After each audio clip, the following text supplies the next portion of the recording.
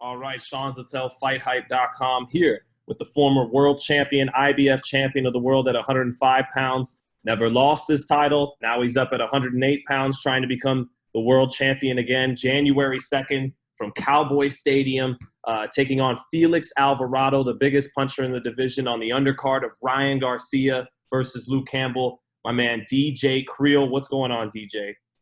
What's up, Sean? Great to see you again, bro. I hope everything's going well.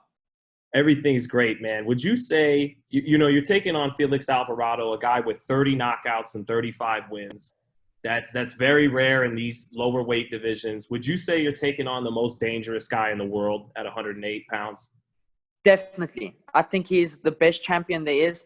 I don't think he's rated there, but I think he really is the best of all the champions. And that's what it is, man. That's what I want to do. I just want to fight the best, to be the best. Would you say you're the boxer in this fight and you're going to have to outbox this guy? Definitely. And that's what I want to do. I want to put on a show. I want to outbox him. I want to frustrate him. That's what I want to do. How do you keep a guy, when you're not considered a knockout puncher, do you feel in your head, okay, I'm going to have to go 12 rounds, or do you actually feel, there's a chance you could stop him?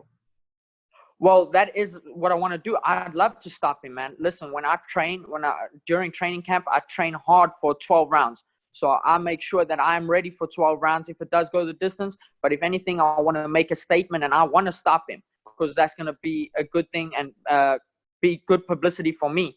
So if anything, he's never been stopped and I would like to stop him. Yeah. And I think I've got enough power to keep him at bay and to stop him. Yes, I do. Right. And that's a big question for me heading into this fight is, do you feel like you'll have enough power to keep him at bay? Because you see Latino fighters, Mexico, Nicaragua, guys like Emmanuel Navarrete up at featherweight where they get hit. You could hit them, but you can't stop them from coming in. Do you feel like you'll be able to keep this guy off of you? Yes, I do. I think we've got a great game plan. It's just up to me to make the adjustments and do what I got to do on fight night. That's it. What do you think, though, when you watch tape of him yourself? I think he's a very great fighter. He's very, very strong. Come forward. He's got one gear, and that's coming for you. That's it. And that's why I want to frustrate him and outbox him. And and I want to look at setting up a stoppage in the later rounds. Now, neither one of you guys have lost a fight in 6 years. The only loss on your record is when you turned professional. Your first fight, you lost. Did you even really lose that fight? I mean, there's no tape on it out there. And what do you think of that you started 0-1 like Bernard Hopkins did? Yeah, I lost my first fight, but it was a setback, but I still carried on. I mean, I rematched the guy I lost to straight away. I think, if anything, I didn't get the decision, so I lost. I think it was close. It could have went either way. So I just leave it at I lost, but I did. I came back. I rematched the guy. I beat him bad by unanimous decision. Beat his ass. But yeah, that's it. I mean, the only thing is, there's a loss on my record. I avenged it. Yeah. How was that, dealing with that in the era of the O? Where the O's everything. What was that like, coming back from that and putting it behind you and going on to become champion and get to here? I just always think of being great, man. I didn't care about having an O record. There's been great fighters that have lost many times. You talking Muhammad Ali, Mike Tyson, Sugar Ray Leonard, Marvin Hagler, all these guys. So I mean, I know we in the era right now of everyone wanting to keep their O's and stuff, but in the end, if you see a lot of guys fighting the best they're supposed to be fighting, I promise you there'd be a whole lot less O's going around. And also, man, coming from South Africa, a place, I believe Corey Sanders was from South Africa, who knocked out Vlad Klitschko, right? But it's not a hotbed of boxing talent. And, Steve Nash comes to mind from the NBA, who was from South Africa. But what's that like, coming from South Africa and being a fighter coming from South Africa? I've got to tell you, we've got very, very talented guys in South Africa. It's just the problem is not enough promoters and opportunities. And that's why I moved to America, to get these kind of opportunities. So that's the thing. I mean, we've got tremendous talent and very gifted guys. The only problem is not enough opportunities. Yeah, and speaking of opportunities, you get this big opportunity. Cowboy Stadium, world title fight, undercard of a big Ryan Garcia fight. What do you got to do to make people walk away that night remembering your name? I just got to put on a show, man, and that's what I'm willing to do. And Felix Alvarado is there to put on a show. I think we're two guys that can really put on a show for people. That's what it's about. And I mean, you know, we're at the smallest weight division, but we can still entertain. That's what it's about. It's about entertaining people.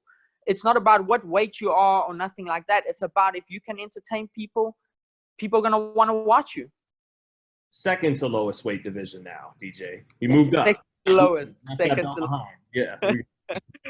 No, but, you know, but what you mean by putting on a show for the fans is, you know, you got great boxing skill. People can right now, you know, go look on YouTube, look at sparring, look at highlights, and they can see the skills. But do you mean that you're not gonna put your foot off the pedal if you got this guy outboxed 7-8 rounds in? Do you mean you're not gonna put your coast and just you'll keep pouring it on to give that entertainment to the fans? Or of course, and looking for those kind of stoppages. What we need to do in these smaller weight divisions now is also show that we can punch and give you the dog that we have in us too, to show you, to give an entertaining fight. Because if anything, people want to see knockouts, people want to see blood, they want to see a great fight. That's what they want to see, and we can do that. You know, we've got already a lot of guys in the smaller weight divisions right now that can really punch, that we've had great fights. It's just the opportunity and the events have not been shown that we are on. I mean, you know, a lot of the networks don't want to show the smaller fighters. So these are the kind of opportunities that we got to take and just give the best of it. Now, you know, to close up on this tremendous fight coming up on January 2nd, you're the underdog.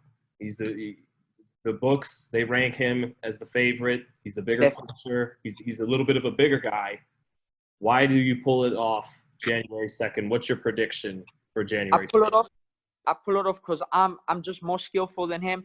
I'm much more smarter than Felix Alvarado.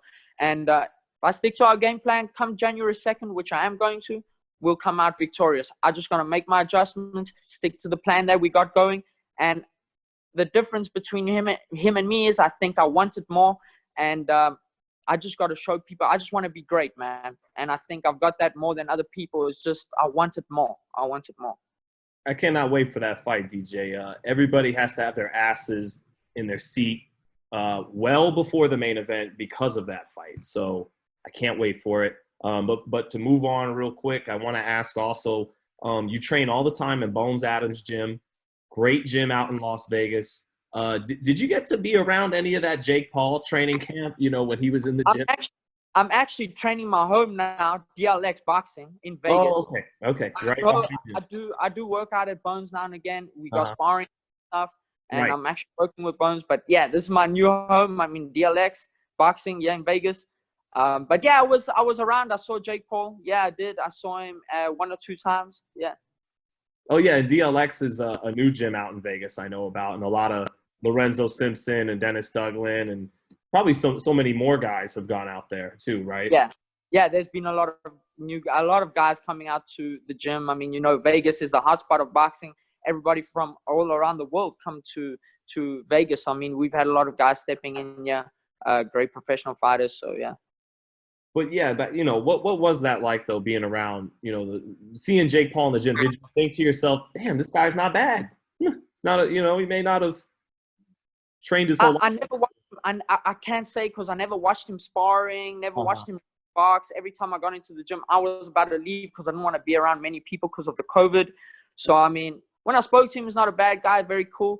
But if anything, as a boxing purist, I don't want to see these kind of fights happen, the YouTube fights and stuff. I just, you know, there should be a different division for that, not being on big cards like that, being associated. But I mean, you know, it is what it is. It's about money in the end. That's it. And to close on that, any thoughts on the Logan Paul Floyd Mayweather exhibition? Man, Floyd Mayweather is my favorite fighter, bro. I don't want to see that happen, but in the end, it's about money, bro. The money man is the man. So, I mean, I'll go with whatever he says. He's gonna make money. That's what it's about. And, you know, right now in his life, he's done what he's had to do. It's all about money, and that's what he's gonna do now. It's just make money. And I wanted to ask you about, main event January 2nd, Ryan and Luke. And also right before that, what'd you think of Canelo? I know you're a skilled guy, so I imagine you loved what you saw. Canelo is pound for pound right now the best. It's between him and Crawford, but I think Canelo just edged it out with his performance the other day. He's beating these bigger guys that he stepped up in weight like crazy, and he just showed that he is the best right now in the world. I really do think so, and I think he's gonna beat a lot of guys going forward in his career. I mean, he's only 30 years old. He's still got a lot going for him. I think he's gonna beat everyone. Who's got the best shot, though, if you had to pick someone to knock off the pound-for-pound champ? I'd like to see him fight someone. Man, it's hard to say. It's really, really hard to say because, I mean, he's got very tough guys.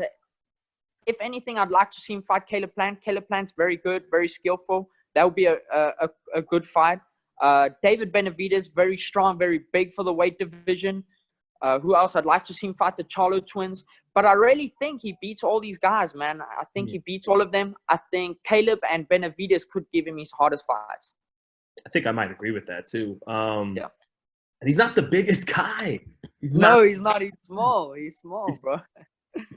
But, I can see why you appreciate Canelo from how you fight.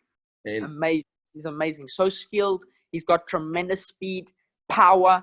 I think he brings more power now to the table than he used to.